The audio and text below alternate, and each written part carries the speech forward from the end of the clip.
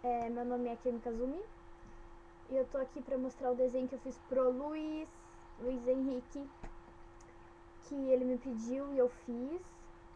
Não ficaram muito bem, eu ainda tô devendo um desenho, que ele sabe qual é, que é o desenho do rosto.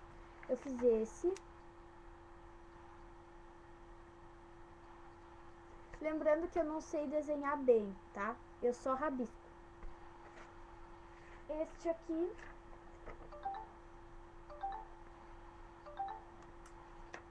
e esse que eu fiz. O Luiz não tem o olho azul. Ele já é lindo, nem precisa de olho azul.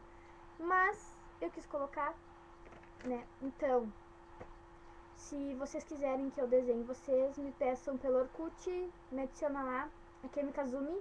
Me sigam no Twitter, a Kemi Kazumi também. E beijo pro Luiz e tchau também.